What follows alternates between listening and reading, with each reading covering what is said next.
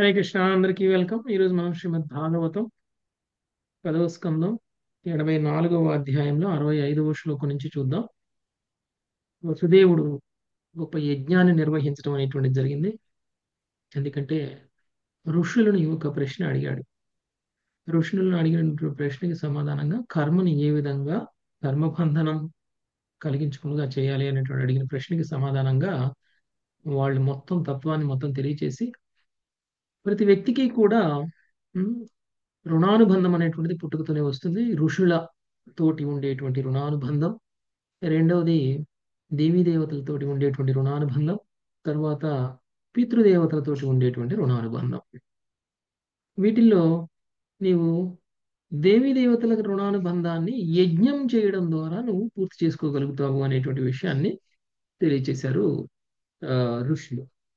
మిగిలినటువంటి రుణానుబంధం నువ్వు ఎలాగో తెచ్చేసుకున్నావు, నీకే రుణానుబంధము లేదు. స్వయంగా నువ్వు ముక్త స్థితిలో ఉన్నావు కాబట్టి పూర్వ జన్మలో నువ్వు చేసుకున్నటువంటి ఎన్నో తపస్సులు, పుణ్యకర్మల ఫలితంగా నువ్వు ఇప్పుడు శ్రీకృష్ణుడికే స్వయంగా తండ్రి అవ్వగలిగావు కాబట్టి ఇక నువ్వు ఒక సామాన్య మానవుడు వేసినటువంటి ప్రశ్నను వేసినప్పటికీ ఆ శాస్త్ర నిబంధనలు లేకపోతే ఆ పుణ్యకార్యాల యొక్క ఫలితాలు అవన్నీ కూడా నీకేం వర్తించవు. నువ్వు ఆ వసుదేవ స్థితిలో ఉన్నటువంటి వాడివి, శుద్ధ సత్వంలో ఉన్నటువంటి వాడివి. నువ్వు స్వయంగా భగవంతుడికే తండ్రివి కాబట్టి నీ యొక్క ఏ కర్మ కూడా నిన్ను కర్మబంధనాన్ని కలిగించదు అనేటువంటి విషయాన్ని తెలియచేసి అయినా సరే ఈ యజ్ఞం చేయమని చెప్పడం అనేటువంటిది జరిగింది. యజ్ఞం చాలా గొప్పగా చేశారు. ఆ ఋషుల్ని ఋత్విక్కులుగా నియమించి ఆ ఋషుల ద్వారానే యజ్ఞం చేయడం అనేటువంటిది జరిగింది. ఆ యజ్ఞంలో అందరికీ వచ్చినటువంటి వాళ్ళందరికీ ఆ గిఫ్ట్లు ఇవ్వడం అనేటువంటిది జరిగింది. వాళ్ళందరినీ ఆదరించడం అనేటువంటిది జరిగింది. నగలు ఇవ్వడం అనేటువంటిది జరిగింది. అక్కడ ఉన్నటువంటి అన్ని మాగదులకు కూడా ఇవ్వడం అనేటువంటిది జరిగింది. బ్రాహ్మణులకు ఇవ్వడం జరిగింది. చివరికి వచ్చినటువంటి ఋషులకు కూడా కన్యలతో సహా ఇవ్వడం అనేటువంటిది జరిగింది. సో ఇవన్నీ చేసిన తర్వాత అక్కడికి వచ్చినటువంటి రాజులు, మిగిలినటువంటి వాళ్ళందరూ కూడా కురుక్షేత్ర స్థలం నుంచి వాళ్ళ వాళ్ళ ఇళ్ళకి వెళ్ళిపోయారు. ఓకే, అనుమతి తీసుకొని. కానీ బృందావన వాసులకి ఈ యొక్క వసుదేవుడిని కానీ, వసుదేవుడి యొక్క కుటుంబాన్ని కానీ, కృష్ణుడిని కానీ, బలరాముని కానీ వదిలిపెట్టిపోవడానికి అంత తొందరగా మనసు ఒప్పలేదు. అందుకని కొంతకాలం పాటు బృందావన వాసులు ఆ వీళ్ళతోనే ఉన్నారు. వసుదేవుడు వాళ్ళతో పాటే ఉన్నారు. అయితే వసుదేవుడు కూడా వాళ్ళందరినీ కూడా చాలా గొప్పగా ఆదరించారు. వసుదేవుడికి కృతజ్ఞతా భావం ఉంది నందుడి మీద, బృందావన వాసుల మీద. ఎందుకంటే వసుదేవుడు కష్టకాలంలో ఉన్నప్పుడు వసుదేవుడి యొక్క కుటుంబాన్ని, వాళ్ళ వంశాన్ని కాపాడినటువంటి బాధ్యత తీసుకున్నటువంటిది నందుడు. తనకి 14 మంది భార్యలుంటే 18 మంది భార్యలుంటే తను దేవకితో కలిసి చెరసాలలో ఉన్నటువంటి సమయంలో మిగిలినటువంటి 17 మంది భార్యల్ని, ఇంకా వసుదేవుడి కుటుంబ సభ్యులని, వీళ్ళందరినీ కూడా నందుడు బృందావనంలోనే వాళ్ళందరినీ కూడా పోషణ అనేటువంటి చూడటం అనేటువంటి జరిగింది. అంతేకాదు చివరికి శ్రీకృష్ణుడిని కూడా, బలరాముడిని కూడా వాళ్లే పెంచారు. కాబట్టి వసుదేవుడికి మనసులో ఉన్నటువంటి ఉద్దేశాన్ని ఇక్కడ తెలియచేసేసారు.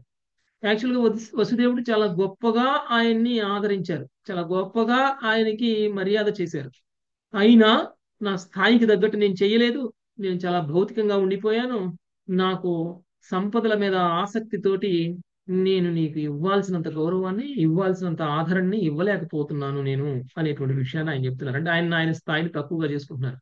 ఎందుకు అలా చెప్తున్నారు అనంటే నందుడు చేసినటువంటి మేలు ఏదైతే ఉందో వసుదేవుడి విషయంలో, దాన్ని ఎన్ని జన్మలు ఎత్తినా కానీ నేను రుణం తీర్చుకోలేనంత సహాయం చేసావు నాకు.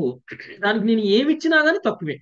అందుకనే ఆయన నా సమస్త ఐశ్వర్యాన్ని కూడా నేను నీకు దానం చేసినా కానీ అది తక్కువే అనేటువంటి భావనలో వసుదేవుడు ఉన్నారు. కాబట్టి ఆయన చేసినటువంటి గౌరవము, ఆయన చేసినటువంటి మర్యాద ఇవన్నీ కూడా ఆయనకి అలానే కనిపిస్తున్నాయి. ఒక శుద్ధ భక్తుడు అలానే భావిస్తాడు. ఇంకొక శుద్ధ భక్తుడు నేను చేసినటువంటి మేలుకి నాకు ప్రతిఫలం లభించాలి అనేటువంటి భావనలో కూడా చేయరు. ఇద్దరు భక్తుల మధ్య ఇచ్చిపుచ్చుకునేటువంటి భావము అలానే ఉంటుంది. ఓకే, నందుడు కూడా వసుదేవుడి నుంచి ఏదో ఆశించి చేయలేదు. వసుదేవుడు కూడా తను నందుడి కంటే గొప్పవాడిని నేను ఆయనకి దానం చేస్తున్నాను అనేటువంటి స్థితిలో ఆయన కూడా లేడు. నందుడు చేసినటువంటి సహాయాన్ని ఆయన ఎప్పటికీ మర్చిపోలేనటువంటి విధంగానే ఆయన మాట్లాడారు. ఓకే, ఇక్కడికి ఆ యజ్ఞం చేయడం కంప్లీట్ అయిపోయింది. ఇక వసుదేవుడు ఇక బృందావన వాసులు కూడా వీడ్కోలు పలికేటువంటి సమయం వచ్చేసింది. ఇక ఆ తర్వాత ఏం జరిగింది అనేటువంటిది ఈ రోజు మనము చూద్దాం. 65వ శ్లోకం నుంచి. ప్రమీల మాత శ్రీ శుఖ ఉవాచ श्रीशुक उवाच ఏవం సౌహృద సైథిల్యా చిత్త ఆనక దుందుభిః येयं सौहृदशैथिल्या चित्त आनकदुन्दुभिः रोध तत्कृतां मैत्रीं स्मरन्नश्रुविलोचनः रुरोधा तत्कृतां मैत्रीं स्मरन्नश्रुविलोचनः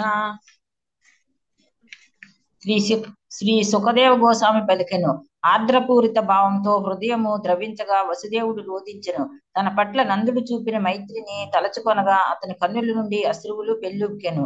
హరే కృష్ణ ప్రభుజీ దండోత్ ప్రణామం. నందుడు తన పట్ల చేసినటువంటి మేలు ఏదైతే ఉందో దాన్ని మళ్ళీ తలుచుకున్నప్పుడల్లా కూడా వసుదేవుడికి కళ్ళమని నీళ్లు వచ్చేస్తున్నాయి. ఎందుకంటే అంత గొప్ప సహాయం చేశాడు కాబట్టి.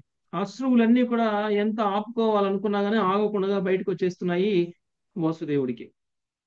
ఓకే, చాలా భావంతో, అంటే మనసులో నుంచి మాట్లాడాడు. ఏది కూడా పెదాల మీద నుంచి వచ్చినటువంటి మాటలు కాదు. తను మాట్లాడిన ప్రతి మాట కూడా తన మనసులో నుంచి వచ్చినటువంటి మాట. లావణ్యమాత నందస్తు సఖ్యు ప్రియ నందస్తు సఖ్యు ప్రియకృ ప్రేమ్నాం గోవింద రామయో నందస్తు సఖ్యు ప్రియా కృత్రేం గోవింద రామయః అధ్యశ్వ ఇతి మాసాంస్త్రీన్ యదుభిర్మానితో వసత్ యస్వ ఇతి మాంసాస్తిన్ యదుభిర్మానితో వసత్. ఇక నందుడు కూడా తన మిత్రుడగు వసుదేవుని పట్ల అనురాగపూర్ణుడై ఉండెను. ఆ విధంగా అతడు తదనంతర రోజులలో ఈ రోజు నేను వెడలెదను, రేపు నేను వెడలెదను అని పదే పదే పలుకుచుండినను కృష్ణ బలరాముల పట్ల ప్రేమవశమున యాదవులచే ఆదరింపబడుచు 3 మాసములు అచ్చటనే ఉండిపోయెను. భాష్యము.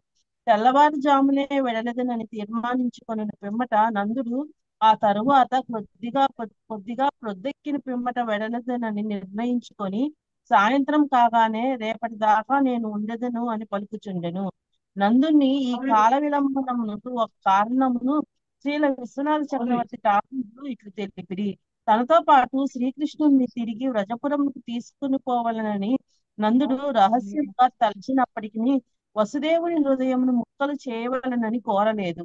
అందువలన అతని అనిశ్చిత స్థితి 3 మాసములు కొనసాగాను. హరే కృష్ణ ప్రభుజీ. ఓకే.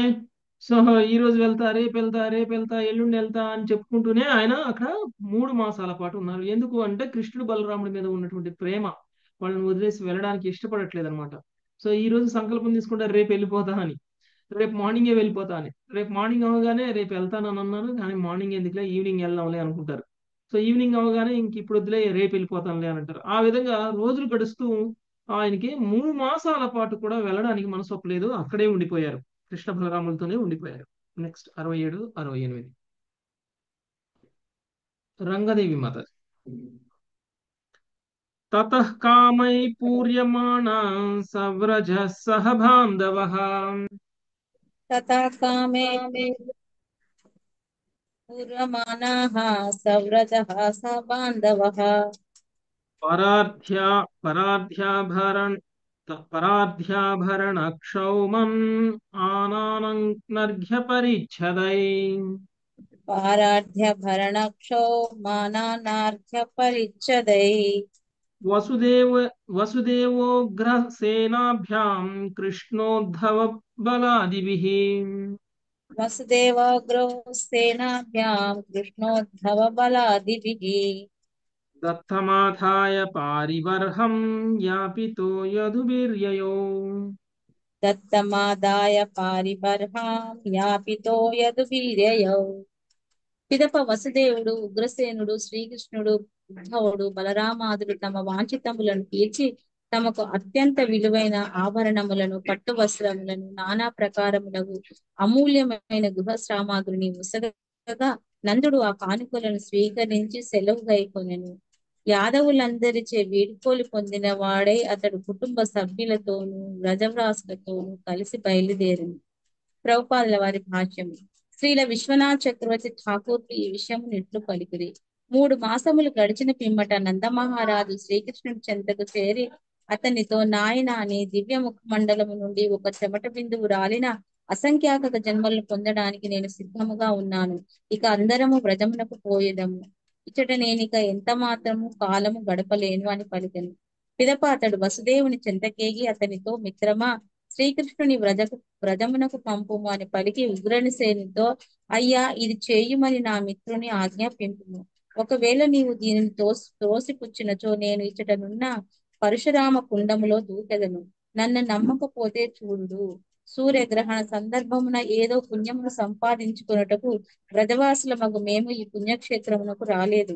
శ్రీకృష్ణుని తీసుకుపోవటకు లేదా మరణించుటకే మేము వచ్చితిమి అని పలికెను. నందుని ఈ నిరాశపూర్ణ వచనములను వినిన వసుదేవాదులు అతని విలువైన కానుకలతో సముదాయించుటకు యత్నించిరి. రాజకీయ కళాచతురుడైన వసుదేవుడు తన నమ్మకస్తుడైన సలహాదారులతో సంప్రదించిన వాడే నందినితో ఇట్లు పలికి సంతుష్టుని చేసెను. ప్రియమైన మిత్రమా, వ్రజరాజా, కృష్ణుడు లేకుండా మీలో ఎవ్వరైనను జీవించలేరనుట వాస్తవమే. మీరు చంపుకొనుటను మేమెట్లు చూస్తూ ఊరుకోగలము.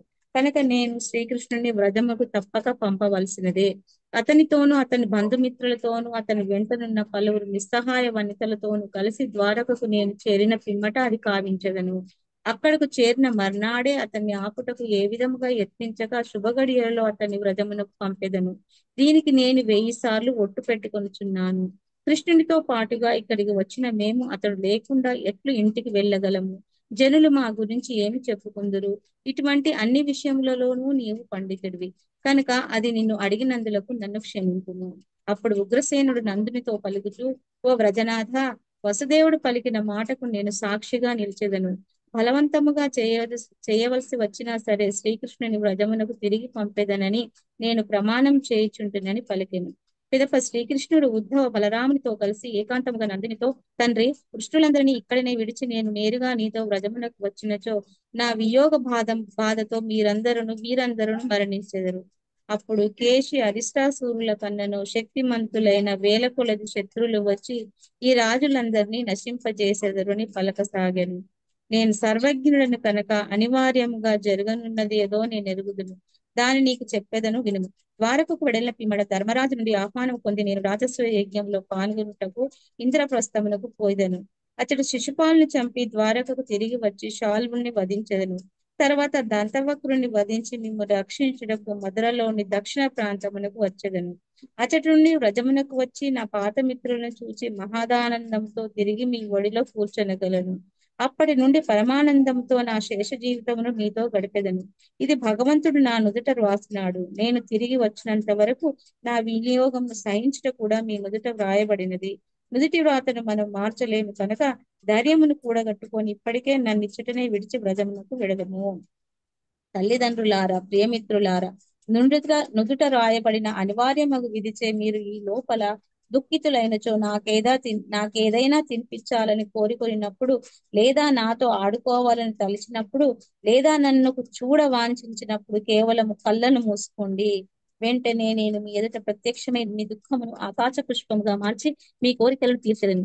మీకిదే నా వాగ్దానము. దావాగ్ని నుండి నాచే ప్రాణములు కాపాడబడిన నా మిత్రులే దీనికి సాక్షి. తన పుత్రుని ఆనందమే అత్యంత ముఖ్యమైనదనే విషయముని ఈ వాదము ద్వారా ఎరిగిన వాడే నందుడు తన కొసగబడిన కానుకలను తీసుకొని గొప్ప ఎదుసేనని కూడిన వాడే సెలవుగైతను. హరే ఓకే, కృష్ణ. హరే కృష్ణ. సో చాలా సంభాషణ చాలా డీప్ గా, చాలా మనసుని కదిలించేలాగా ఉన్నటువంటి సంభాషణ. ఓకే, వసుదేవుడికి తిరిగిపోవాల్సినటువంటి సమయం వచ్చింది. కాబట్టి తన శ్రీకృష్ణుడి దగ్గరికి వచ్చి, నేను వెళ్ళేటువంటి సమయం అయిపోయింది, ఇంక నేను ఎక్కువ కాలం నేను ఇక్కడ ఉండలేను అనేటువంటి విషయాన్ని తెలియజేయడం. అలానే శ్రీకృష్ణుడి నుంచి వదిలేసి వెళ్తున్నటువంటి సమయంలో శ్రీకృష్ణుడికి ఏ చిన్న కష్టం వచ్చినా కానీ తట్టుకోలేనటువంటి తన యొక్క భావాన్ని వ్యక్తం చేయడం అనేటువంటిది జరిగింది. అంటే తన శరీరం నుంచి ఒక చెమట బిందు నేల రాలినా కానీ ఆయన సహించలేడు అనమాట. అంటే కృష్ణుడు అంత సుకుమారంగా ఉండాలి అని, చెమట కూడా పట్టనంత విధంగా ఆయన పెంచాలి అనేటువంటిది నందుడి యొక్క కోరిక. మరి అలాంటి వాతావరణమే ఇక్కడ ద్వారకలో కూడా ఉంది. అందులో ఏమీ డౌట్ లేదు. కానీ ఆయన వెళ్ళేటటువంటి సమయంలో ఆయన ఒక మాట ఏమని అంటున్నారు అని అంటే, ఆయన ఉగ్రసేనుడికి వసుదేవుడికి కూడా ఆయన కుటుంబ సభ్యులందరితోటి కూడా ఆయన చెప్పడం అనేటువంటిది జరిగింది. ఆ తర్వాత ఆయన వ్రజానికి వ్రజవాసులతో కలిసి బయలుదేరడం అనేటువంటిది కూడా జరిగింది. అయితే ఇక్కడ కృష్ణుడికి నేను వెళ్తున్నాను అనేటువంటి విషయం చెప్పిన తర్వాత ఆ తర్వాత ఆయన వ్రజానికి బయలుదేరడానికి ముందు జరిగినటువంటి మధ్యలో జరిగినటువంటి సంభాషణ ఏదైతే ఉందో అది చాలా మనకి ఆచార్యులు తెలియజేస్తున్నారు, విశ్వనాథ చక్రవర్తి ఠాకూర్లు ఏమని చెప్తున్నారు అనంటే, యాక్చువల్గా మేము కురుక్షేత్రానికి ఈ యొక్క గ్రహణం సమయంలో పుణ్యాన్ని ఆర్జించడం కోసం రాలేదు. మేము వచ్చిందే కృష్ణుడిని చూడాలని, మేము వచ్చిందే కృష్ణుడిని తీసుకువెళ్ళాలని. ఒకవేళ నేను కృష్ణుడిని తీసుకువెళ్ళలేకపోతే మేము బ్రతికుండడం వ్యర్థం, మేము ఇక్కడే మరణిస్తాం, ఇక్కడ అగ్నిగుండంలోనే దూకేసి మరణిస్తాం అనేటువంటి విషయాన్ని ఆయన తన సోదరుడైనటువంటి వసుదేవుడికి తెలియజేశారు. అంతేకాదు ఉగ్రసేనుడికి కూడా చెప్పారు. బహుశా ఒకవేళ వసుదేవుడికి చెప్పినా వసుదేవుడు అంగీకరించినా కానీ లేకపోతే అంగీకరించకపోయినా కానీ మరి కృష్ణుడు వస్తాడో రాడో అనేటువంటి భయం. ఎందుకంటే ఆ రాజ్యానికి రాజు ఉగ్రసేనుడు. ఒకవేళ వసుదేవుడు ఓకే అని ఉగ్రసేనుడు నో అన్నాడు అనుకో, అప్పుడు కుదరదు. అందుకని ఉగ్రసేనుడికి కూడా చెప్పారు, నువ్వే వసుదేవుడికి ఆజ్ఞాపించు కృష్ణుణ్ణి బలరాముణ్ణి నాతో పంపించమని. ఓకే, కృష్ణుడు నాతో ప్రజానికి పంపించమని. మేము విరహాన్ని తట్టుకోలేము, మేము చాలా కాలం నుంచి కృష్ణుడు లేకుండానే ఉన్నాము, మేము వచ్చిందే కృష్ణుని తీసుకువెళ్ళడానికి. ఒకవేళ కృష్ణుని తీసుకెళ్ళలేనటువంటి పరిస్థితి కనుక ఏర్పడినట్లయితే ఇక్కడి నుంచి మేము ఇక్కడే అగ్నిగుండంలో దిగి మరణిస్తాము అనేటువంటి విషయాన్ని తెలియజేశారు. అప్పుడు వసుదేవుడు మాట్లాడుతూ, ఇక్కడికి మేము కృష్ణుడితో కలిసి వచ్చాము, కృష్ణుడితో కలిసి మేము తిరిగి వెళ్ళాలి. అలా వెళ్ళకపోతే ఆ ద్వారకలో ప్రజలందరూ కూడా అంటే కృష్ణుడు విరహాన్ని వాళ్ళు కూడా తట్టుకోలేరు. కాబట్టి మీరు ఇప్పుడు వెళ్ళండి, మేము ద్వారక వెళ్ళిన తర్వాత మంచి ముహూర్తం చూసి మేము కృష్ణుడిని మీ దగ్గరికి పంపిస్తాం, అప్పటిదాకా మీరు ఓపిక పట్టండి అని చెప్పడం అనేటువంటిది జరిగింది. ఇది చాలా డిప్లొమాటిక్ గా దౌత్యపరంగా చెప్పారనమాట. నో అని చెప్పకుండా ఎస్ అని చెప్పకుండా కొంతకాలానికి కృష్ణుడిని పంపించకుండా ఉండేటువంటి ఒక వాగ్దానం. దీనికి నేను పదే పదే వాగ్దానం చేస్తున్నాను అనేటువంటి విషయం కూడా చెప్పారు. ఇది నేను ఏదో మామూలుగా మాట్లాడుతున్నటువంటి మాట కాదు, నేను కృష్ణుడిని మీ దగ్గరికి పంపిస్తాను అనేటువంటి విషయం ఒక వాగ్దానంలా చెప్పారు. దానికి ఉగ్రసేనుడు, నేను సాక్షిగా ఉన్నాను వసుదేవుడు చేసినటువంటి వాగ్దానానికి, కాబట్టి నువ్వు నిస్సంకోచంగా బయలుదేరి వెళ్ళొచ్చు, కృష్ణుడు మీ దగ్గరికి ఒక మంచి ముహూర్తంలో ద్వారక వెళ్ళిపోయిన తర్వాత బయలుదేరతాడు అనేటువంటి విషయం చెప్పడం జరిగింది. అయితే కృష్ణుడు కూడా నందుడితోటి మాట్లాడారు. నందుడితోటి మాట్లాడి, ఒకవేళ కనుక నేను ఇప్పుడు ఇక్కడ లేకపోతే శత్రువులు యదువంశం వాళ్ళందరినీ కూడా నాశనం చేసేస్తారు, వాళ్ళందరినీ సురక్షితంగా ఉంచిన తరువాత నేను మీ దగ్గరికి వస్తాను, అప్పటి వరకు నేను వాళ్ళతో ఉండాలి. ఇప్పుడు నేను లేకపోతే నా విరహ బాధలో వీళ్ళు శత్రువులను కూడా సరిగా ఎదుర్కోలేరు, వీళ్ళందరూ మరణిస్తారు. కాబట్టి ఇంతకు ముందు నేను ఏదైతే రాక్షసులను చంపేశానో ఆ రాక్షసుల కంటే కూడా బలవంతమైనటువంటి రాక్షసులందరూ కూడా వచ్చేసి ద్వారకావాసులందరినీ కూడా చంపేసేటువంటి ప్రమాదం ఉంది. కాబట్టి నేను ఇక్కడ ఇప్పుడు వాళ్ళతో ఉండి వాళ్ళ క్షేమం కోసం వాళ్ళతో ఉండాల్సినటువంటి అవసరం ఉంది. ఆ తర్వాత నేను వాళ్ళు క్షేమంగా ఉన్నారు అనేటువంటి విషయాన్ని తెలుసుకున్న తర్వాత నేను దగ్గరికి వస్తాను. తర్వాత భవిష్యత్తులో జరగబోయేటువంటి కొన్ని విషయాలను మీకు తెలియజేస్తాను. వీటన్నిటిలో నా పాత్ర చాలా ప్రాముఖ్యమైనటువంటిది. ఆ పాత్రలో నేను పోషణ చేయడం కోసమైనా సరే ఇప్పుడు నేను వ్రజానికి రావడం అనేటువంటిది కుదరదు. ఏంటి, ఆయన శిశుపాలుని చంపాలి, దంతవక్రుని చంపాలి, రాజసూయ యజ్ఞం చేయించాలి పాండవులతోటి, కురుక్షేత్ర యుద్ధం జరగాలి పాండవులకి కౌరవులకి మధ్య, ఇలాంటి చాలా కార్యక్రమాలు భవిష్యత్తులో జరగబోతున్నాయి. అంటే ఈ యొక్క కురుక్షేత్రంలో సూర్యగ్రహణ సమయంలో వీళ్ళందరూ కలుసుకున్నటువంటి దానికంటే కలుసుకున్నటువంటి సమయానికి ఇంకా కురుక్షేత్ర యుద్ధం జరగల, ఇంద్రప్రస్థ నిర్మాణము జరగల, రాజసూయ యజ్ఞము జరగల, శిశుపాలుడు మరణించలేదు, దంతవక్రుడు మరణించలేదు అప్పటికే. సో ఇదంతా జరగబోతుంది అనేటువంటి విషయాన్ని చెప్పారు. అంటే సర్వజ్ఞుడు కనుక భవిష్యత్తు కాలంలో జరగబోయేటువంటి విషయాలు కూడా శ్రీకృష్ణుడికి తెలుసు. కాబట్టి ఆయన ఇవన్నీ జరగబోతున్నాయి, నేను వచ్చి బృందావనంలో కూర్చుంటే ఇవన్నీ కార్యక్రమాలలో నా యొక్క ప్రమేయం, నా యొక్క ప్రాముఖ్యత చాలా ఉంది. కాబట్టి నేను ఇప్పుడు రాలేను, ఇవన్నీ నా బాధ్యతలు నిర్వర్తించాల్సినటువంటి సమయం ఉంది. అవన్నీ పూర్తయిన తర్వాత ఇంకా నాకేం పని లేదు, నా శేష జీవితాన్ని వచ్చి నేను బృందావనంలోనే గడుపుతాను అనేటువంటి విషయాన్ని తెలియజేశారు కృష్ణుడు. సో అది విన్నటువంటి నందుడు కన్విన్స్ అయ్యి తన కుటుంబ సభ్యులందరినీ, బృందావన వాసులందరినీ కూడా తీసుకుని తిరిగి ఆయన వాళ్ళు ఇచ్చినటువంటి కానుకలను కూడా తీసుకొని ఆయన తిరిగి బృందావనానికి వెళ్ళిపోవడం అనేటువంటిది జరిగింది.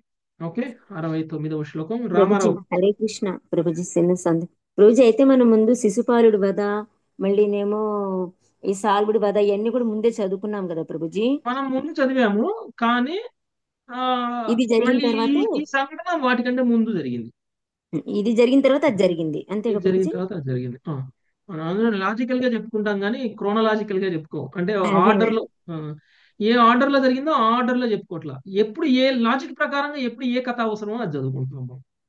కానీ హరే ప్రభుజీ కృష్ణ లాస్ట్ ప్రభుజీ. న అక్కడ బృందావనంలో ఉండలేదు కదా ప్రభుజీ, వెళ్ళి వస్తారు కానీ ద్వారకలోనే ఉన్నారు కదా ఆయన. తెలీదు మరి ఆయన ఇప్పుడు అన్నదాని ప్రకారం అయితే కృష్ణుడు ద్వారకలో ఉన్నట్టే శేష జీవితం. అర్థమవుతుంది ప్రభుజీ. అంటే ఆయన అన్ని లీలలు సమాప్తం అయిపోయిన తర్వాత బృందావనం వెళ్ళిపోయారు. ఓకే, విశ్వనాథ్ చక్రవర్తి ఠాకూర్ చెప్పడం ఏంటంటే శేష జీవితాన్ని మొత్తం నేను బృందావనంలో గడుపుతాను అని ఆ కృష్ణుడు తన తండ్రి నందుడికి వాగ్దానం చేశారు. Okay okay sorry Ramarao Prabhuji. నందో Hare Krishna Prabhuji. నందో గోపాశ్చ గోప్యశ్చ Govinda చరణాంభుజే నందో గోపాశ్చ గోప్యశ్చ Govinda చరణాంబుజే మనక్షిప్తం పునర్హర్తుం Anisha Madhuram యయుః. మనక్షిప్తం పునరుత్తుం Anisha మధురామ్యయు. గోవిందుని పాదపద్మముల చెంత సమర్పించినట్టి తమ చిత్తములను వెనుకకు తీసుకుని జాలని వారై నందుడు గోపికలు మధురకు మరలిపోయారు. హరే కృష్ణ ప్రభుజీ. ఓకే, గోవిందుని పాదపద్మముల చెంత సమర్పించినటువంటి చిత్తములను వెనుక తీసుకొనజాలని వారే నందుడు గోపికలు మధురకు వెడలిపోయి తిరిగి వాళ్ళు మధురకు వెళ్ళిపోయారు. మధుర నుంచి బృందావనం దగ్గర. ఓకే, మనం కూడా బృందావనం వెళ్ళాలంటే మధుర వెళ్ళాలి. ఓకే, సో సో వాళ్ళు కూడా తిరిగి వెళ్ళిపోయారు. నెక్స్ట్ 70వ శ్లోకం టీ లక్ష్మీ మదర్. బంధుషు ప్రతియాతేషు వృష్ణయః కృష్ణదేవత.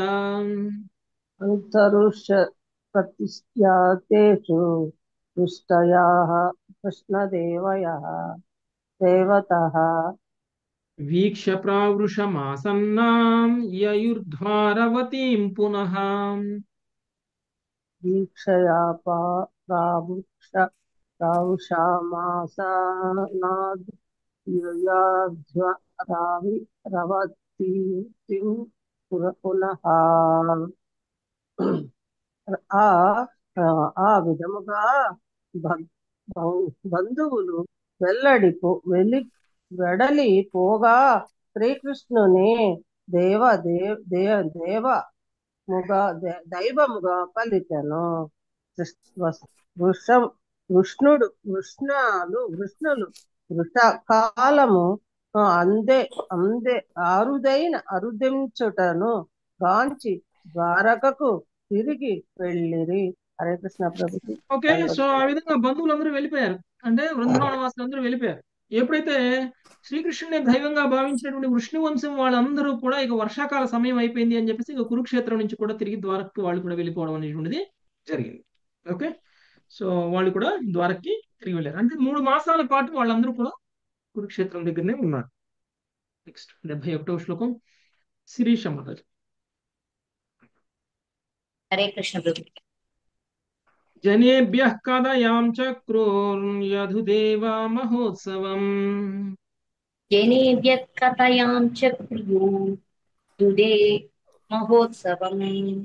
యథాసి తీర్థయాత్రాయాం సుహృత్ సందర్శనాదికం. యథాసి తీర్థయాత్రాయాం సుహృత్ సందర్శనాదికం. యదుపతియగు వసుదేవుడు కొనర్చిన యజ్ఞ మహోత్సవమును గురించి తీర్థయాత్రలో జరిగిన సకల విశేషములను గూర్చి ముఖ్యముగా తమ ప్రియజనులను కలుసుకొనిన విధమును గురించి వారు పురజనులకు చెప్పిరి. శ్రీమద్ భాగవతమునందలి కురుక్షేత్రమున మునుల ఉపదేశము అను 10వ స్కందములోని 84వ అధ్యాయము నాకు శ్రీకృష్ణ కృపామూర్తి శ్రీల ఏసి భక్తి వేదాంత స్వామి ప్రభువాదుల వారి వినమ్ర శిష్య ప్రణీతమగు భాష్యము సమాప్తము. హరే కృష్ణ. ఓకే. సో వసుదేవుడు వనర్చినటువంటి యజ్ఞ మహోత్సవముల గురించి, తీర్థయాత్రలో జరిగినటువంటి సకల విశేషముల గురించి, ముఖ్యంగా తమ ప్రియజనులు కలుసుకున్నటువంటి విధమును గురించి వారు పురజనులకు చెప్పిరి. అంతే కదండి, ఎక్కడైనా సరే జరిగేటువంటి విషయం అదే. కృష్ణుడితో కలిసి చేసినటువంటి అన్ని విషయాల్ని తర్వాత ఆయన లీలలని పాటలుగా, చర్చలుగా చేయడం అనేటువంటిది జరుగుతూ ఉంటుంది. అక్కడికి రాని వాళ్ళకి తెలియచేయడం అనేటువంటిది జరుగుతుంది. సో ఇక్కడికి మనకి 84వ అధ్యాయం కంప్లీట్ అయిపోయింది. ఇప్పుడు 85వ అధ్యాయం స్టార్ట్ చేసుకుందాం. శ్రీకృష్ణుడు వసుదేవునికి ఉపదేశం చేయడం, దేవకీ పుత్రులను తిరిగి తెచ్చుట.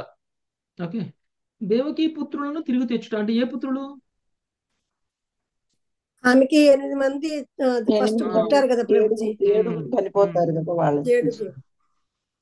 సో వసుదేవుడికి చూడాలని ఉంది ఆయన చనిపోయిన పుత్రుల్ని. ఓకే, సో శ్రీకృష్ణుడు చనిపోయిన వాళ్ళని మరీ తీసుకొచ్చి మరీ చూపించాడు అనమాట ఇక్కడ. ఓకే, చూద్దాం. మంగతాయర్ మాతాజీ చదువుతారా సమ్మరీ? చదువుతాను ప్రభుజీ. హరే కృష్ణ. 85వ అధ్యాయము. శ్రీకృష్ణుడు వసుదేవునకు ఉపదేశము కావించుట, దేవకీ పుత్రులను తిరిగి తెచ్చుట. శ్రీకృష్ణుడు తన తండ్రికి దివ్య జ్ఞానమును బోధించిన విధము, బలరామునితో కూడి తన తల్లి యొక్క మృతపుత్రులను తిరిగి తెచ్చిన విధము ఈ అధ్యాయం నందు వివరించబడినది. మునులు శ్రీకృష్ణుని స్తుతించుటకు వినినవాడై వసుదేవుడు అతనిని బలరాముని తన పుత్రులుగా భావించడమాని దేవదేవునిగా వారి సర్వశక్తి మత్వమును, సర్వవ్యాపకతను, సర్వజ్ఞతను శ్లాఘించదొడిగెను. పిమ్మట అతడు శ్రీకృష్ణుని పాదపద్మము చెంతవాలి భగవానుడు పుత్రుడనే భావమును తనకు తొలగించమని వేడుకొనెను.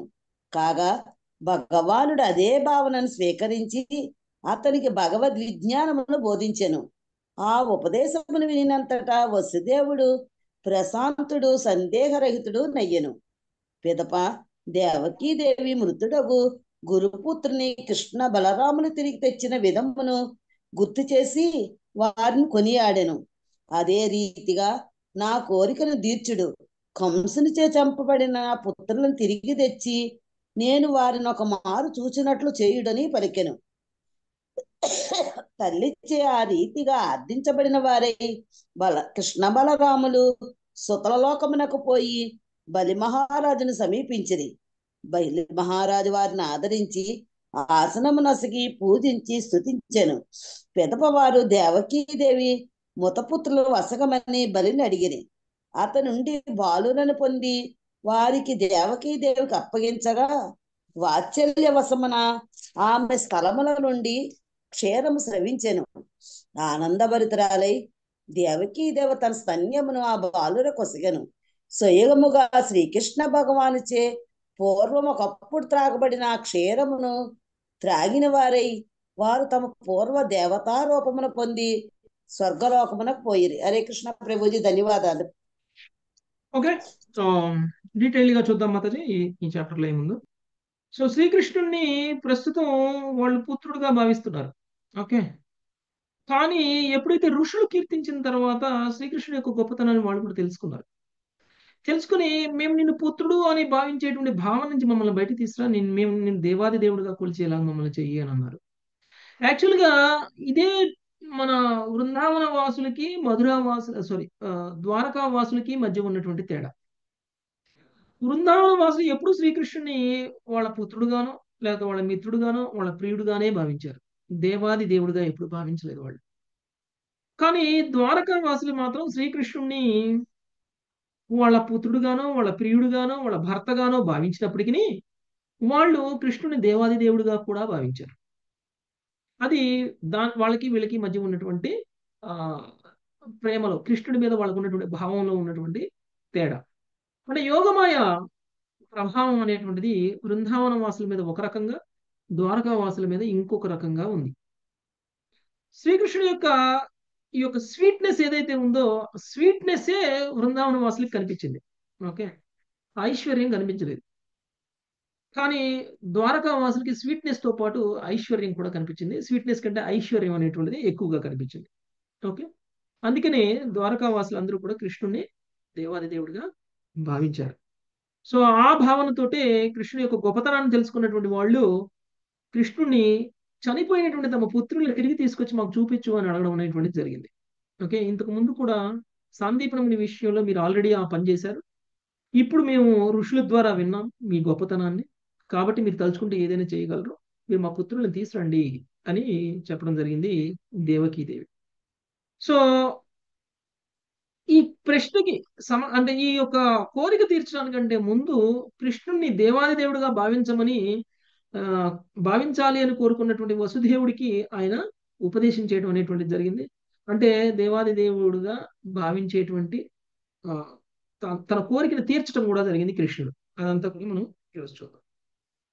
1వ శ్లోకం లక్ష్మీ ఆత్మకూర్మత శ్రీ బాదరాయణుర్వాచ శ్రీ బాదరాయణ ఉవాచ కృతైకదాత్మజౌ ప్రాప్తౌ కృతపాదాభివందనౌ అద్వైకతాత్మజౌ ప్రాప్తౌ కృతపాదాబ్దివందనౌ వసుదేవోభినంద్యాః ప్రీత్యా సంకర్షణాచ్యుతౌ వసుదేవోభివన్యాః ప్రీత సంకర్షణ అచ్యుతౌ.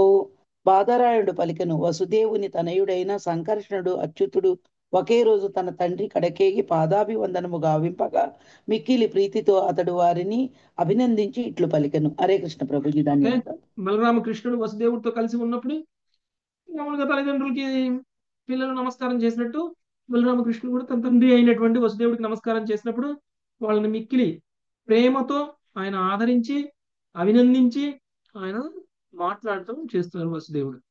ఏం మాట్లాడుతున్నారు చూద్దాం. 2వ శ్లోకం సునీత హరిబాబు. మునీనాం సావచ శ్రుత్వా పుత్రయోర్ధామ సూచకం మునీనాం సా వచః శ్రుత్వా పుత్రయోర్ధమసూచకం తద్వీర్యైర్జాత విశ్రంభః పరిభాష్యాభ్యభాషతః తద్వీర్యార్జ్యత విశ్రంభః పరిభాష్యాభ్యభాషతః. తన ఇరువురు కుమారుల శక్తిని గురించి మునుల వాక్కులను వినినవాడును, ఆ ఇరువురి వీరోచిత కార్యములు చూచిన వాడునైన వసుదేవుడు వారి దేవత్వమును పట్ల నిశ్చయము కలవాడై వారిని పేరు పెట్టి సంబోధించుతూ ఇట్లు పలుకెను. హరే కృష్ణ ప్రభుజీ, ధన్యవాదాలు. అంటే ఇప్పుడు సామాన్య వ్యక్తులుగా ఇప్పుడు వసుదేవుడు శ్రీకృష్ణుని బలరాముడి గురించి భావించట్లేదు. లేదు అంటే తన పుత్రులు అనేటువంటి భావంలో కూడా మాట్లాడట్లేదు. వాళ్ళ యొక్క దైవత్వాన్ని తెలుసుకున్నటువంటి వసుదేవుడు మాట్లాడుతున్నటువంటి మాటలు అన్నమాట ఇవి. ఇంతకు ముందు మాటలకి ఇప్పుడు మాటలకి తేడా ఉంటుంది. ఎందుకు ఆయన దైవత్వాన్ని తెలుసుకున్నారు అని అంటే ఇంతకు ముందు మునులు మాట్లాడారు కాబట్టి. సో మునులు మాట్లాడినటువంటి మాటలు విన్నటువంటి వసుదేవుడు శ్రీకృష్ణ బలరాముల యొక్క దైవత్వాన్ని తెలుసుకొని ఇప్పుడు మాట్లాడుతున్నారు. సో ఏం మాట్లాడుతున్నారు అనేది చూద్దాం. ప్రభుజీ హరే కృష్ణ. ప్రభుజీ ఆయన పుట్టినప్పుడే కృష్ణ భగవాన్ని చతుర్భుజాలు అంత మొత్తం చూస్తారు కదా, అంటే యోగమాయలోకి వెళ్ళిపోయారా ప్రభుజీ దేవకి అవును వసుదేవుడు అవును, అనుకోవాలా? కొద్దిసేపు చూపిస్తారు, కొద్దిసేపు తీసేస్తారు, కొద్దిసేపు చూపిస్తారు, కొద్దిసేపు తీసేస్తారు, మర్చిపోతారు మళ్ళీ.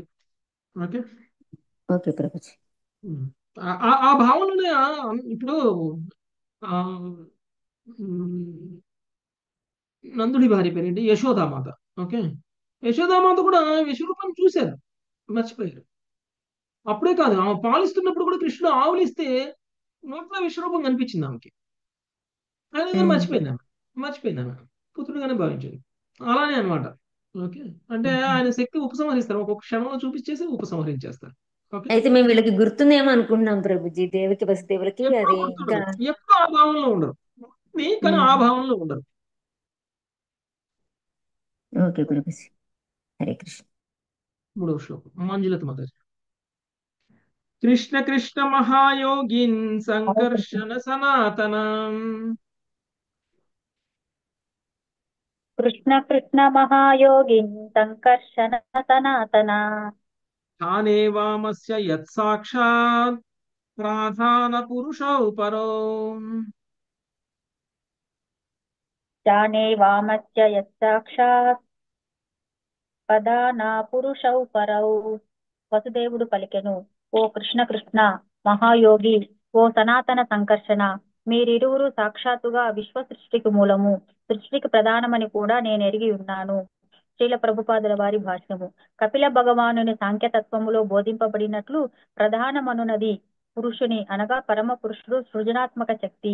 ఈ విధముగా ఈ రెండు తత్వములలో ప్రధానమనునది స్వతంత్ర కార్యమునకు అసమర్థమైనట్టి ఆధీన శక్తి అనగా స్త్రీ రూపిణి కాగా, పురుషుడు పరమ స్వతంత్రుడు, ఆదికర్త, భోక్త అయి ఉన్నాడు. శ్రీకృష్ణుడు గాని అతని సోదరుడు బలరాముడు కాని ఆధీన శక్తి కోవకు చెందిన వారు కారు. పైగా వారిరువురును ఆనందము, జ్ఞానము, సృజనోద్భవ శక్తులతో సదా కూడి ఉండడి ఆది పురుషుడే అయి ఉన్నారు. హరే కృష్ణ ప్రభు. Thank you Prabhuji. So Kapila భగవానుడి సాంఖ్యతత్వంలో బోధింపబడినట్లు శ్రీకృష్ణుడు పరమ పురుషుడు. ఓకే, యాక్చువల్గా వసుదేవుడు శ్రీకృష్ణుడు బలరాముడి యొక్క ఆ మూలతత్వాన్ని గ్రహించారు.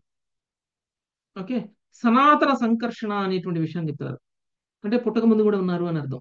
అంటే ఇప్పుడు బలరాముడిగా వసుదేవుడికి పుత్రుడుగా పుట్టక ముందు కూడా బలరాముడు ఉన్నాడు అనేటువంటి విషయాన్ని అంగీకరించారు.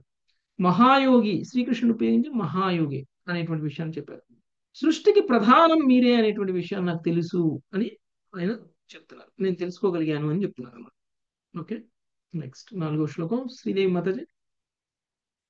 యత్ర ఏన యతో యస్య యస్మై యద్యధ్యతా యదా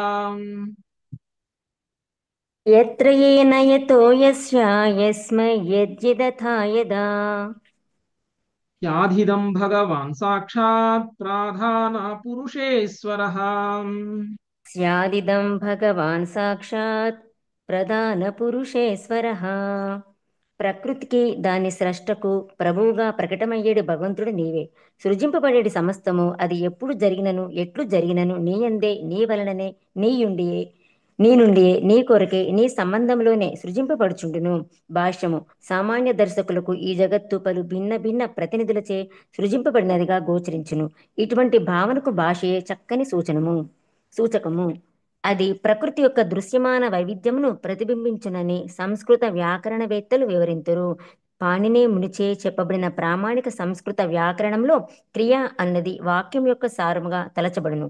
మిగతా పదములన్నీయును దాని సంబంధంలోనే పనిచేయును. ఉదాహరణకు నామవాచకములు వాక్యంలో వాటికి క్రియతో గల ప్రత్యేక సంబంధమును చూపుటకే ఉండును. నామవాచకానికి క్రియతో గల ఈ సంబంధము కారకములని పిలువబడును. అవే కర్త చేయువాడు, కర్మ చేయబడినది, కరణము సాధనము దేని చేతనైతే, సంప్రదానము దేని కొరకు, అపాదాన మూలము దేని నుండి లేదా దేని కారణము చేత, అధికరణము దేని యందు అనునవి. ఈ కారకములేగాక నామవాచకములు ఒక్కొక్కప్పుడు ఇతర నామవాచకములను కూడా సూచించును. ఇక దేశము, కాలము, విధులకు సంబంధించిన వివిధ క్రియా విశేషములు కూడా ఉన్నవి.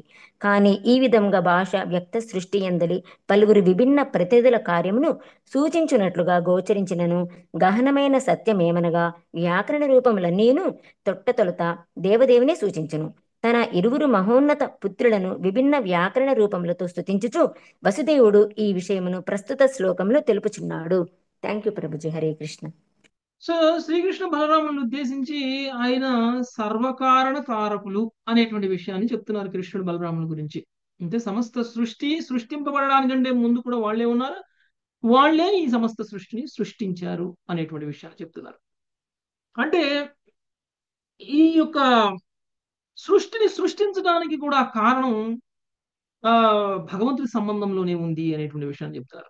అంటే ఈ సృష్టిలో ఉన్నటువంటి వైవిధ్యాలు ఏవైతే ఉన్నాయో ఈ వైవిధ్యాలన్నింటినీ కూడా భగవంతుడే సృష్టించారు. ఇంకొకటి మనం ఇంతకు ముందే చదువుకున్న ఈ భౌతిక సృష్టి గురించి మాట్లాడినప్పుడు భౌతిక సృష్టి అనేటువంటిది ఆధ్యాత్మిక సృష్టి యొక్క ప్రతిబింబం.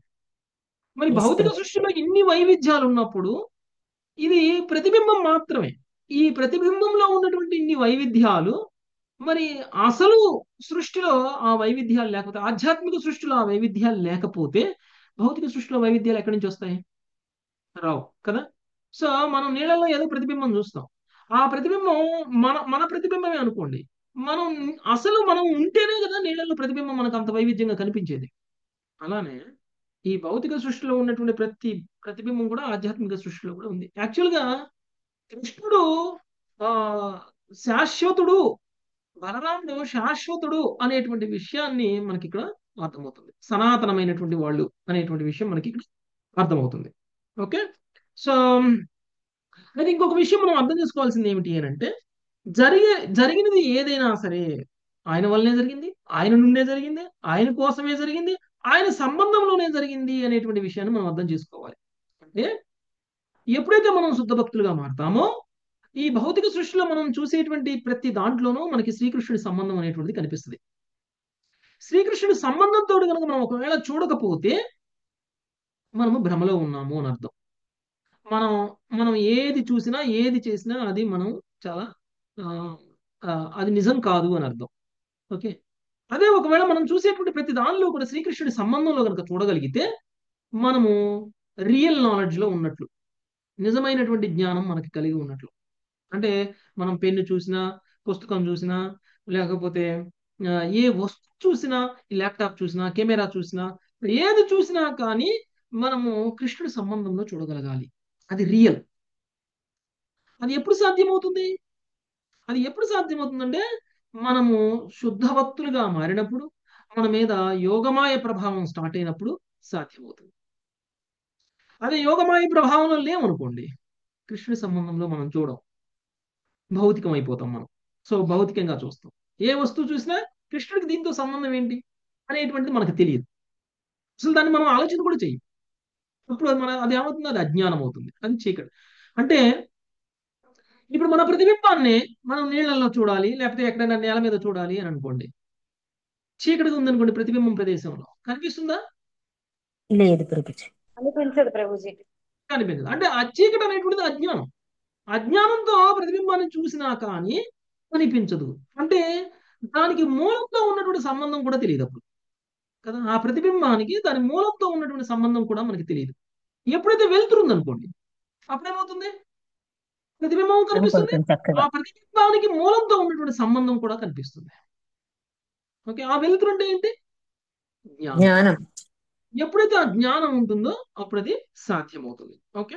లేదు అంటే కనుక మనకి ఇది సాధ్యం కాదు. కాబట్టి ఇక్కడ వసుదేవుడు శ్రీకృష్ణ బలరాముల గురించి చెప్తున్నటువంటి విషయం ప్రకారంగా ఈ భౌతిక సృష్టి ఏదైతే ఉందో సమస్తం కూడా భగవంతుడి యొక్క సంబంధంలోనే ఉంది. భగవంతుడు తన నుంచే సృష్టించి తనలోనే సృష్టించారు, తన కోసమే సృష్టించారు, తన తన కోసమే సృష్టించి తన సంబంధంలోనే ఉంచారు. ఓకే. నెక్స్ట్ 5వ శ్లోకం సర్వారాధ్య మాతాజీ. ఏతన్నానావిధం విశ్వం ఆత్మసృష్టమదోక్షజం. హరే కృష్ణ ప్రభుజీ, దండవత్ ప్రణామం. ఏతన్నానావిధం విశ్వ ఆత్మా సృష్టమదోక్షజ. ఆత్మనాను ప్రవిశ్యాత్మం ప్రాణో జీవో బిభర్షజం. ఆత్మనాను స్రవిస్యాత్మాన్ ప్రాణో జీవో బిభిర్షజ. హరే కృష్ణ ప్రభు.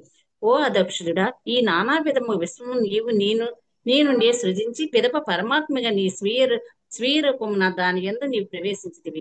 ఓ పుట్టుక లేనివాడా, ఈ ప్రకారం ఎల్లరి ప్రాణ చైతన్యములుగా నీవు సృష్టిని పోషింతు. ప్రభుపాదుల వారి భాష్యం.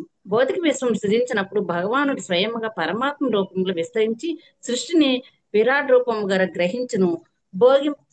భోగింపగోరెడి జీవుడు లేకుండా భౌతిక దేహం నెలకొని ఉండడానికి ఎట్టి కారణము లేదు. అంతేకాక నిర్దేశం కొరకు పరమాత్ముడు అతడు తనతో కూడి ఉండనిదే ఏ జీవుడును స్వతంత్రంగా దేహమును పోషించలేడు.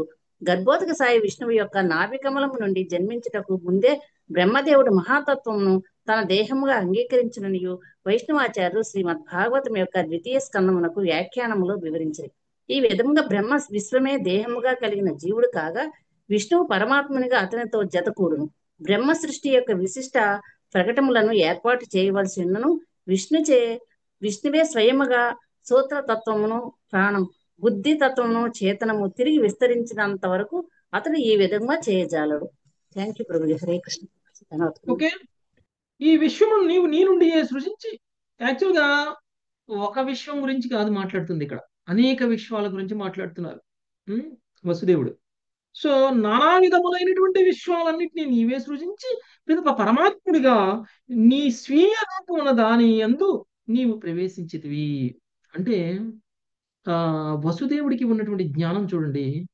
భగవంతుడిని భగవానుడి రూపంలోనూ ఆయన గుర్తించారు, తరువాత గర్భోదక సాయి విష్ణు రూపంలోనూ ఆయన గుర్తించారు. ఆ తర్వాత విశ్వాన్ని సృజింపబడిన తరువాత పరమాత్మ రూపంలోనూ ఆయన గుర్తించారు. అంటే ఒక వ్యక్తికి 3 రకాల జ్ఞానాలు ఉండడం అనేటువంటిది సాధ్యం కాదు కదా. సో కానీ వసుదేవుడికి ఆ జ్ఞానం అనేటువంటిది ఉంది. అంటే భగవంతుడు అన్ని చోట్ల ఉన్నారు అనేటువంటి సర్వవ్యాపకంగా ఉన్నారు. ఎప్పుడు ఇది సాధ్యమవుతుంది అని అంటే ప్రేమ భక్తిలో ఉన్నటువంటి వ్యక్తికి సాధ్యమవుతుంది. భగవంతుడితోటి ప్రేమ భక్తిలో ఉన్నటువంటి వ్యక్తికి భగవంతుడి యొక్క గొప్పతనం అనేటువంటిది అర్థమవుతుంది. అందుకని వసుదేవుడు మాట్లాడుతున్నారు. ఉం? వసుదేవుడు మాట్లాడుతూ ఈ యొక్క బ్రహ్మ ఎవరైతే ఉన్నారో ఈ మహతత్వాన్నే శరీరంగా పొంది ఉన్నారు అనేటువంటి విషయం చెప్తున్నారు. బ్రహ్మదేవుడికి ఈ మహతత్వం, అందుకని ఈ సమస్త సృష్టి కూడా బ్రహ్మదేవుడి ద్వారానే సృష్టింపబడింది అని చెప్పేసి మనం అనుకుంటాం కదా. బ్రహ్మదేవుడు గర్భోదక సాయి విష్ణువు యొక్క నాభి కమలం నుంచి వచ్చారు అని అంటే గర్భోదక సాయి విష్ణువే కదా సమస్త భౌతిక విశ్వానికి కూడా ఒక మూలం. ఉం? ఒక్కొక్క భౌతిక విశ్వానికి ఒక్కొక్క గర్భోదక సాయి విష్ణువు ఉంటారు కదండి. ఈ భౌతిక విశ్వానికి పరంగా ఎవరుంటారు? కారణోదక సాయి, కారణోదక సాయి, కారణోదక సాయి విష్ణు ఉంటారు. సో ఒక్కొక్క గర్భోదక సాయి విష్ణు ఒక్కొక్క భౌతిక విశ్వానికి. మరి అలాంటి గర్భోదక సాయి విష్ణు ఒక భౌతిక విశ్వం మొత్తం అయినప్పుడు మరి బ్రహ్మ యొక్క శరీరం కూడా ఈ భౌతిక విశ్వం మొత్తం. మరి ఈ భౌతిక విశ్వం మొత్తం బ్రహ్మ యొక్క శరీరం అయితే మరి ఈ భౌతిక విశ్వానికి ప్రాణం ఏంటి? క్షీరోదక సాయి విష్ణువు. ఓకే, పరమాత్మ. ఓకే, అంటే మన శరీరానికి ఆత్మ ఎలానో ఈ భౌతిక విశ్వానికి పరమాత్మ అలా చేతనాన్ని కలిగి ఉండడం కోసం. ఓకే, మన శరీరం కూడా చేతనాన్ని కలిగి ఉండాలంటే ఆత్మ ఉండాలి కదా. అలానే ఈ భౌతిక విశ్వానికి కూడా చేతనం ఉండాలి అని అంటే పరమాత్మ. అందుకనే పరమాత్మ రూపంలో భౌతిక విశ్వంలోకి నీవే నీ స్వరూపంతో నువ్వు ప్రవేశించావు. అలా లేకపోతే ఈ ప్రాణులకి చైతన్యం అనేటువంటిది రాదు.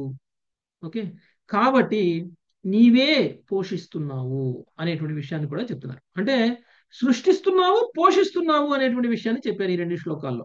ఓకే, నెక్స్ట్ 6వ శ్లోకం. రమ్య మాతాజీ.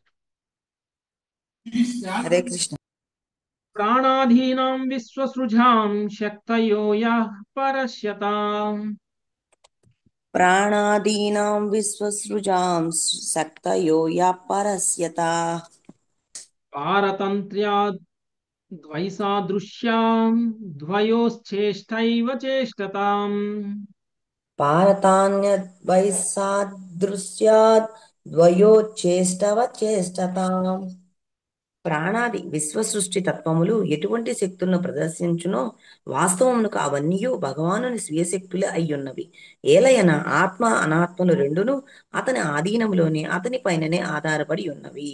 అట్లే పరస్పరం విభిన్నములై ఉన్నవి. ఈ విధముగా భౌతిక జగత్తునందలి సక్రియమగు ప్రతిదియు దేవదేవుని చేతనే గతిశీలమగుచున్నది. భాష్యంపై శ్రీల ప్రభుపాద కీ జై. ప్రాణము మనస్సు సృజించగలిగేది సాధారణ వాయువు కన్నను అత్యంత సూక్ష్మమైన తత్వము. ప్రాణం ఇంత సూక్ష్మమైనది స్పష్టంగా గోచరించే సృష్టి ప్రకటనల కన్నను సూక్ష్మము కనుక ఒకప్పుడు సమస్తమునకు చరమ మూలముగా భావింపబడును. కానీ ప్రాణము కన్నను సూక్ష్మ శక్తులైన తమ కార్య సామర్థ్యమును పరమ సూక్ష్మమైనట్టి పరమాత్ముని పైనే ఆధారపడి ఉండును. పారతత్మాత్ ఆధీనత కారణమున అను పదము ద్వారా వసుదేవుడు వెళ్ళబుచ్చే భావము ఇదే. బాణవేగము దాన్ని ప్రయోగించిన వీలుగాని శక్తి నుండే వచ్చినట్లు ఆధీన శక్తులన్నీ భగవత్ శక్తి పైననే ఆధారపడి ఉండును. అంతేగాక వివిధ సూక్ష్మ కారణములు పని సామర్థ్యమునకు శక్తి ప్రధానము కావించబడినను పరమాత్మ నిర్దేశం లేనిదే సంఘటితముగా పని చేయలేవు. శ్రీమద్ భాగవతం నందలి 2వ స్కందంలో బ్రహ్మదేవుడు సృష్టి వర్ణను ఈ విధముగా కావించి ఉండెను. యదైతే సంగతాభావ భూతేంద్రియా మనోగుణ యదా యతన నిర్మాణే న సుకర్భమవిత్తమా తదా సంహత్య చాన్యోన్యం భగవచ్చక్తి చోదిత సదసత్వముపాదాయ చోభయం ససృజార్హుదా. నారద, బ్రహ్మవేత్తలలో ఉత్తముడా, పంచభూతములు, ఇంద్రియములు, మనస్సు, ప్రకృతి, గుణములు అనడి స్వితాంశములు పరస్పరం కలియునంత వరకు దేహములు ఏర్పడజాలవు.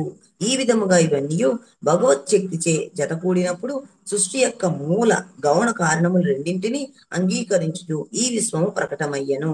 Bhagavatam 2.5.30. Hare Krishna. Thank you Prabhuji. Okay, భగవంతుడి యొక్క శక్తుల గురించి మాట్లాడుతున్నారు. ఇంతకుముందు భగవంతుడి యొక్క సృష్టి శక్తి, తర్వాత భగవంతుడి యొక్క పోషణ శక్తి గురించి మాట్లాడారు.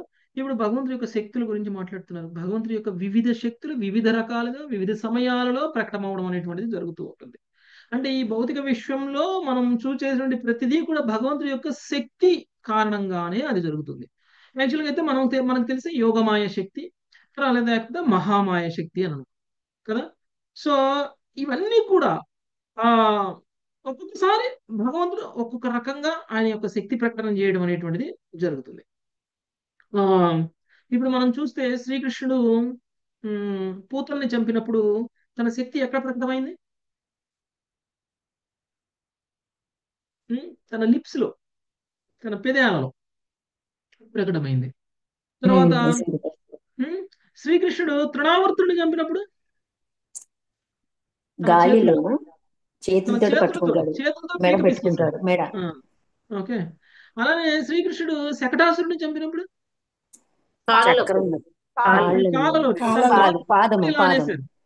పాదం గోటితోటి ఇలా అన్నారు. ఒక్కొక్కసారి ఒక్కొక్క చోట ఒక్కొక్క శక్తి ప్రకటమైంది అనమాట. కానీ శ్రీకృష్ణుడు ఇంతమందిని అసురులను చంపడం కోసం ఆయన యొక్క శక్తిని తన శరీరంలోనే ఏదో ఒక పార్ట్ లో చూపించడం అనేటువంటి జరిగింది, అది కూడా పాక్షికంగా. కానీ శ్రీకృష్ణుడు యశోదకి విశ్వాన్ని చూపించినప్పుడు, తనలోనే విశ్వాన్ని చూపించినప్పుడు శక్తిని తనలోనే చూపించారు, తన అన్ని పాటల్లో చూపించారు. అంటే సమస్త శక్తి తనలోనే విశ్వం ఉంది అనేటువంటి విషయాన్ని చూపిస్తారు. అంటే అసురులను చంపడానికి కొంచెం శక్తి చూపిస్తే తన తల్లికి చూపించడానికి, విశ్వరూపం చూపించడానికి ఏ అసురుడు లేనటువంటి సమయంలో పూర్తి శక్తిని చూపించేశారు ఆయన. అంటే కృష్ణుడు శక్తి సామర్థ్యాలు ఎలా ప్రకటమవుతాయి అనేటువంటివి మనం ఇక్కడ అర్థం చేసుకోవాలి. అంటే ఈ భౌతిక విశ్వంలో కృష్ణుడు శక్తి సామర్థ్యాలు అంటే అందుకనే ఈశ్వరుడి ఆజ్ఞ లేనిదే చీమైనా కుట్టదు అని అంటారు కదా. అంటే ఇప్పుడు మనం మాట్లాడే శక్తి మనకు భగవంతుడు ఇచ్చింది, భగవంతుడి నుంచి వచ్చింది. మనం చూడగలిగినా చూసే శక్తి మనకి భగవంతుడు ఇచ్చింది. మనం ఏం చేసినా మన జీవితంలో మనం చేసేటువంటి ప్రతి దానికి కూడా భగవంతుడి యొక్క కృప మన మీద లేకపోతే అది జరగదు. ఎప్పుడైతే మనం ఇది గుర్తిస్తామో ప్రతి దాంట్లో మనం భగవంతుడి కృప, భగవంతుడి కృప, భగవంతుడి కృప అని మనము భగవంతుడికి మనం దాన్ని అర్పిస్తాం. భగవంతుడి ద్వారా పొందింది అనేటువంటి విషయం మనకు తెలుస్తుంది. లేదు అంటే నా శక్తి నా శక్తి నా శక్తి అని చెప్పేసి మన గొప్పతనాన్ని మనం చెప్పుకుంటాం. మన శక్తి వెనకాల ఎవరు మనకి కారణము అనేటువంటి విషయం తెలియదు. యాక్చువల్గా అయితే సత్ అసత్ అంటే ఏంటి? కార్యకారణం. ఈ కార్యకారణము అనేటువంటి దానికి మూలం ఎవరు? స్వయంగా శ్రీకృష్ణ భగవానుడు. ఓకే, అదే ఇప్పుడు గౌణ సృష్టి అంటే ఏంటి? బ్రహ్మ సృష్టించినటువంటి దానికి కార్యం ఏమిటి అంటే బ్రహ్మ చేసినటువంటి ఎఫర్ట్ ఏదైతే ఉందో అది బ్రహ్మదేవుడి. ఈ బ్రహ్మదేవుడు చేసేటువంటి దానికి, బ్రహ్మదేవుడు చేసినటువంటి దాని వల్ల సృష్టింపబడినటువంటి దానికి మూల కారణం ఎవరు? కృష్ణుడు. అందుకనే ఇప్పుడు నారదుడు కూడా వెళ్ళి నువ్వే కనిపిస్తున్నావు, నాకు ఎక్కడ చూసినా నువ్వు చేసినట్లే తెలుస్తుంది అని అంటే బ్రహ్మదేవుడు కార్యకారణాలకి మూలం శ్రీకృష్ణుడు అనేటువంటి విషయాన్ని చెప్పారు, నేను కాదు అని చెప్పారు. అంటే బ్రహ్మదేవుడు చాలా గొప్ప స్థితిలో ఉన్నారు. ఆయన భగవంతుడికి కృతజ్ఞుడుగా ఉన్నాడు. నా గొప్పతనము అని ఆయన చెప్పుకోవట్లేదు. ఆయన నేను ఇంత చేయగలిగిన భగవంతుడు నాకు ఇచ్చినటువంటి శక్తి. అందుకనే ఈ సృష్టి మొదలు పెట్టడానికంటే ముందే బ్రహ్మదేవుడు శ్రీకృష్ణుని ప్రార్థించి ఆయన ఆశీస్సులు తీసుకొని ఒక కోరిక కోరారు. నువ్వు నాకు ఇవ్వబోయేటువంటి సేవ నేను చేసేటువంటి సమయంలో నాకు మిథ్యాగర్వం రాకూడదు, మిథ్యాహంకారం రాకూడదు, నేను నీ సేవగానే చెయ్యాలి. ఒక్కొక్కసారి మనం చేసినటువంటి పనులు, మనం చేసినటువంటి వాటి వల్ల మనకే అటాచ్మెంట్ వచ్చేసి ఇది నాది అనేటువంటి భావంలోకి వెళ్ళిపోతాం. అందుకనే బ్రహ్మదేవుడు ముందుగానే ఆయన ఆశీస్సులు తీసుకొని మొదలుపెట్టారు. అందుకని మనం ఏ గొప్ప కార్యం చేయడానికంటే ముందు కూడా భగవంతుడి యొక్క ఆశీస్సులు తీసుకొని మొదలు పెట్టాలి. మొదలు పెడితే మనకి మిథ్యాహంకారం, మిథ్యాగర్వం అనేటువంటిది రాదు, ప్రైడ్ రాదు. ఓకే, లేదనుకోండి సరే మనకు భగవంతుడు ఇచ్చిన శక్తి సామర్థ్యాలు ఉన్నాయి అని అనుకున్నా భగవంతుడి ప్రార్థన చేయకుండా భగవంతుడిని తలుచుకోకుండా మనం ఏదైనా పని చేస్తే ఆ పని వల్ల వచ్చినటువంటి ఫలం అనేటువంటిది మనల్ని భౌతికంగా పతనం పొందేటువంటి విధానానికి కారణమవుతుంది. ఓకే, సో ఏది జరిగినా భగవంతుడి కృప అనేటువంటిది మనకి తెలియాలి. అది లేకపోతే మనకి నష్టం. ఓకే, ప్రభుజీ, అనాత్మ అంటే ఆత్మ, అనాత్మ అంటే దేహము, జీవ ప్రభుజీ. ఆత్మ అనాత్మ, అనాత్మ అంటే భౌతికం, ఆత్మ దేహం అంటే దేహం కదా ప్రభుజీ, ఆధ్యాత్మికం. దేహం కదా భౌతికం. జనాత్మ అంటే అనాత్మ అంటే అనాత్మ అంటే దేహం. భౌతికం, దేహం. దేహమే కదా. ఆ, అంటే భౌతికమైనది ఏదైనా ఈ భౌతిక ఆహా. సృష్టి. ఓకే. ఆత్మ అంటే ఈ ఈ భౌతిక శరీరానికి సంబంధించింది ఆత్మ, మరి ఈ సమస్త విశ్వానికి సంబంధించింది పరమాత్మ. అంటే ఆధ్యాత్మికము భౌతికము, ఆత్మ అనాత్మ అనేది. Okay, okay. Okay. Next. Okay, ఇక్కడ కాపుదాం మాతాజీ. 6 శ్లోకాలు చదువుకున్నాం. ఇంకా వసుదేవుడు ఏం మాట్లాడుతున్నారు, చివరికి వసుదేవుడు ఏం అడుగుతాడు అనేటువంటి విషయం మనం నెక్స్ట్ క్లాస్ లో చూద్దాం మాతాజీ. Thank you. అంటే ప్రభుజీ, బ్రహ్మదేవుడు జన్మించడానికి ముందే మహతత్వమును తన దేహంగా అంగీకరించారంటే అందుకనే ప్రభుజీ బ్రహ్మదేవుడి ముఖాల్లో నుంచి దేవతలు బ్రాహ్మణులు రావడము అలా మనకు చెప్పింది. అదే అలా అనుకోవాలా ప్రభుజీ? అంటే ఆయన ఆయన అంగీకరించారు అంటే ఆయన శరీరం తీసుకున్నారు అని అర్థం. మహతత్వం నుంచే కదా శరీరం తీసుకునేది ఎవరైనా కానీ. మొదటి జీవుడు ఆయన, మొదటి జీవుడు మహతత్వం నుంచి ఆయన శరీరం. అంటే నాభికమలం నుంచి జన్మించక ముందే అని అంటే నాకు అర్థం కాలేదు. అవును మాతాజీ, ఆయన ప్రథమ జీవి. ప్రథమ జీవి నాభికమలం నుంచి వచ్చారు అంటే గర్భోదక సాయి విష్ణు నుంచి వచ్చారు. అంటే గర్భోదక సాయి విష్ణు నుంచి వచ్చేది ఏంటి? గర్భోదక సాయి విష్ణు ఈ భౌతిక విశ్వం మొత్తం కూడా ఉన్నారు కదా. సో ఈ భౌతిక విశ్వంలో భౌతికమైనటువంటి శరీరాన్ని తీసుకున్నటువంటి అంటే ఈ మహతత్వం అనేటువంటిది ఏంటిది? భౌతికం కదా, పంచభూతాలతో కలిసినటువంటిది. ఈ పంచభూతాల నుంచి ఆయన కూడా శరీరం తీసుకున్నారు అని చెప్తున్నారు. అంటే బ్రహ్మదేవుడు ఏమి ఆధ్యాత్మికం కాదు, బ్రహ్మదేవుడు కూడా భౌతికమే అని చెప్పడం, భౌతిక శరీరాన్ని తీసుకున్నారు అని చెప్పడం.